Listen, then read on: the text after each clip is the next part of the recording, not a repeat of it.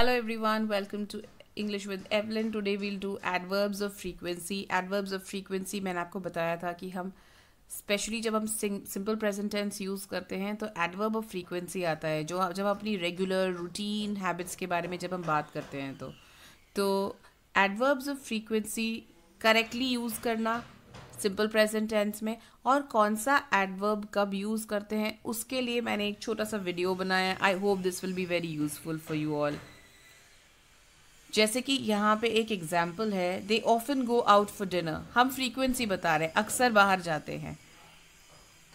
Now ये हमारा कि हम डिसाइड कैसे करें कौन सा एडवर्ब ऑफ फ्रीक्वेंसी यूज़ करना चाहिए.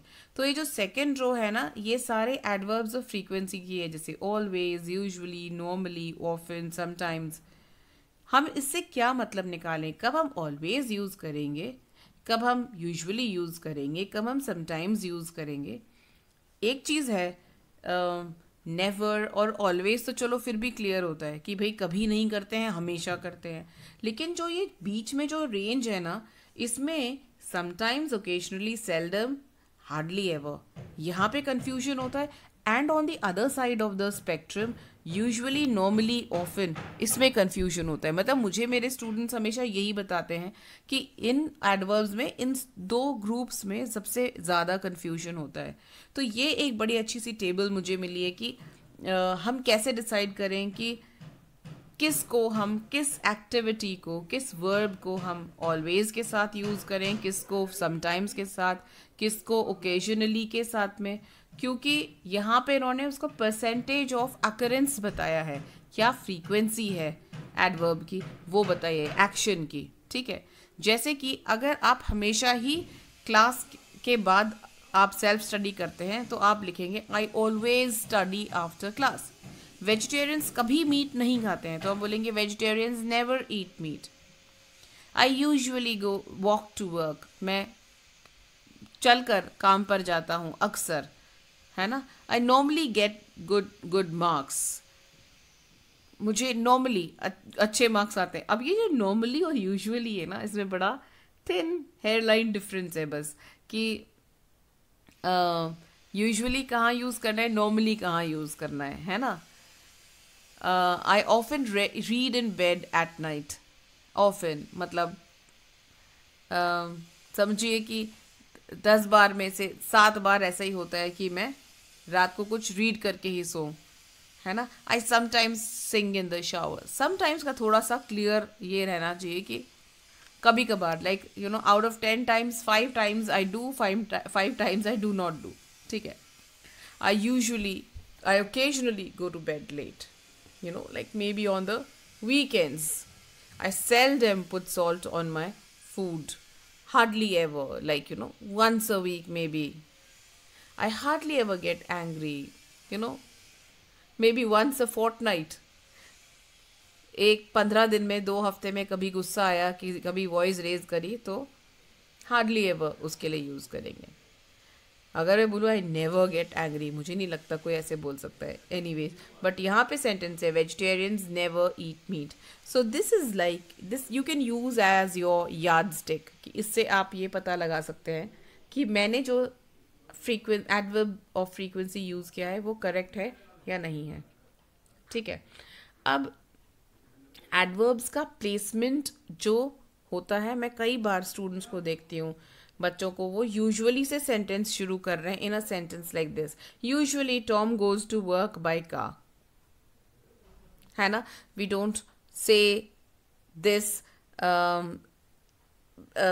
इन स्टैंडर्ड इंग्लिश, है ना. अगर आप बातचीत में, बोलचाल में ही अगर बोल रहे हैं तो उसको भी चेंज करिए, क्योंकि आप अगर बोलते समय ऐसे ही बोलेंगे तो आप लिखते वक्त भी आपको ऐसा लगने लगेगा कि हाँ यही करेक्ट है, मैंने करेक्ट लिखा है.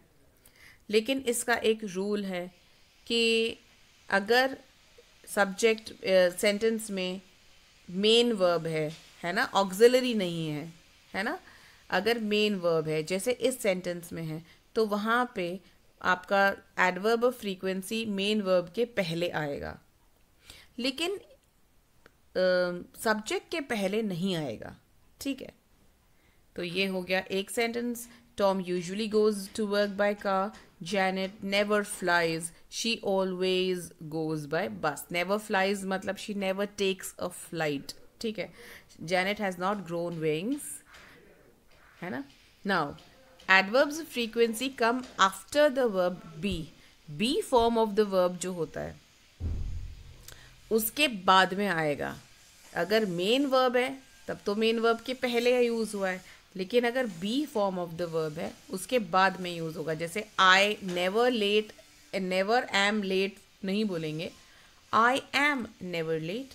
Peter is often at school. ठीक है, हमने क्या बोला यहाँ पे? Subject I, then be form of the verb, then adverb of frequency, and then the remaining part of the sentence. Then again, often, second sentence, Peter is often at school. Peter is the subject. Is the be form of the verb. Often is our adverb of frequency. And then the complement. If the sentence has more than one verb, okay, like there is an auxiliary, put the adverb of frequency before the main verb. Like the sentence is, I can never remember anything. So I is the subject, can is your auxiliary, and then never is your adverb of frequency, remember is the main verb. यहाँ पे कितने verbs हैं इस sentence में? can भी verb है, लेकिन can कौन सा verb है? auxiliary है. ठीक है. remember भी verb है. remember कौन सा? remember main verb है. ठीक है. तो जब भी किसी सेंटेंस में ऑक्सिलरी और मेन वर्ब दोनों होंगे तो हम जो ये हमारा एडवर्ब ऑफ फ्रीक्वेंसी है ये दोनों के बीच में बैठ जाएगा. ठीक है. They have often visited Rome. They have visited Rome. और अगर हमको एडवर्ब ऑफ फ्रीक्वेंसी लगाना है उसमें तो हैव और विजिटेड के बीच में. देख लिया आपने रूल, ऑक्सिलरी वर्ब के और मेन वर्ब के बीच में आएगा.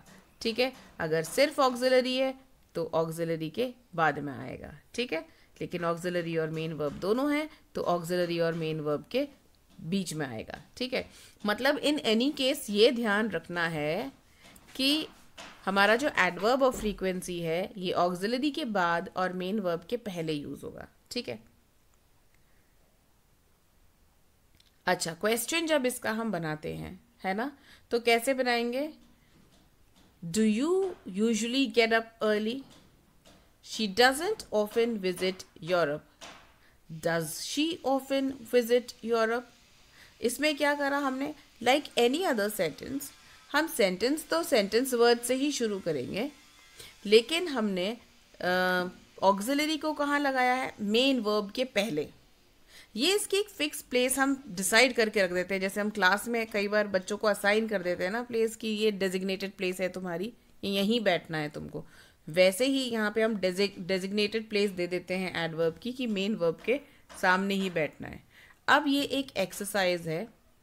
आप इस एक्सरसाइज को करने के लिए ऐसा कर सकते हैं कि आप वीडियो को पॉज कर दीजिए, फिर जब ये एक्सरसाइज हो जाएगी, आप जब कर लेंगे तो आप इसको वीडियो को कंटिन्यू करके और आंसर्स चेक कर सकते हैं, है ना.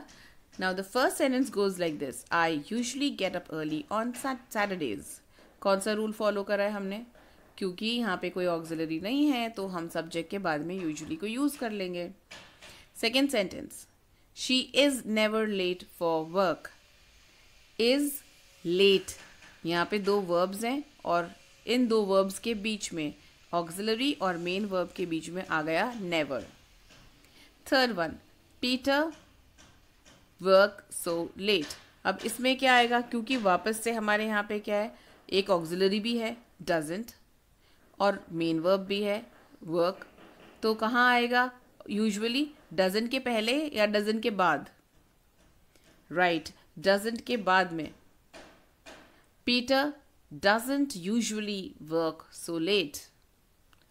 फोर्थ वन, डू यू, क्योंकि क्वेश्चन है ऑक्सिलरी से शुरू होगा. डू यू ऑफन ट्रैवल, तो डू सब्जेक्ट और मेन वर्ब है ट्रैवल, उसके पहले हमने ऑफन लगा दिया. When do you usually do your homework? When question word और उसके बाद में auxiliary, auxiliary when do you usually do, जो बाद वाला जो डू है ना ये मेन वर्ब है और जो पहले वाला डू है ये ऑक्सिलरी है। अब एक एक दिन मैं इन तीनों के ऊपर भी एक वीडियो बना के डालूंगी जिसमें कि हैव और is be form of the verbs और डू ये मेन वर्ब्स भी हो सकते हैं और ये ऑक्सिलरी भी हो सकते हैं। मैं एक छोटी सी वर्कशीट और एक वीडियो इसका बना करके आपके लिए डालूंगी। Next, she is often late, जैसे शी इज लेट बोलेंगे है ना, तो इज क्या है, ऑक्सिलरी है। अब सेंटेंस में अगर ऑक्सिलरी है तो ऑक्सिलरी के बाद में आएगा she is often late. My friend Jane sometimes goes to concerts, यहाँ कोई ऑक्सिलरी नहीं लेकिन मेन वर्ब के सामने एडवर्ब ऑफ फ्रीक्वेंसी आ जाएगा। Number 8, I am rarely in the city, क्योंकि ऑक्सिलरी एम है, एम के बाद में रेयरली आएगा। When do you usually get up for work? तो when do you usually get up for work? When do you always get up for work? यहाँ पे usually I think is a more appropriate option. Number 10, I sometimes travel for work. अच्छा, when do you get up for work? अगर हमको always की बात करनी होगी ना तो हम उसमें ऑलवेज बोलना नहीं पड़ेगा इस सेंटेंस में। मुझे ऐसा लगता है कि यूजुअली ही करेक्ट है। When do you usually get up for work, अक्सर कितनी बजे उठते हो आप सुबह काम पर जाने के लिए, है ना। और वरना तो आप बोलोगे when do you get up for work, आप काम के लिए कब उठते हो काम पर जाने के लिए, ठीक है। अब ये आ गए हैं हमारे सेंटेंसेस और इसमें सॉरी आंसर्स, और ये आपके आंसर्स हैं, आप अपने आंसर्स चेक कर सकते हैं और मुझे ऐसा लगता है आप लोगों ने सारे सही करे होंगे बिकॉज आई फील इतना डिफ़िकल्ट टॉपिक ये नहीं था, लेकिन हाँ एक बार थोड़ा सा ब्रश अप हो जाता है तो अच्छा रहता है। So I hope this will prove to be useful for you, so please like, share, subscribe, and also share with your friends so that they can also subscribe. And also in the comment box please let me know what is it that you would like to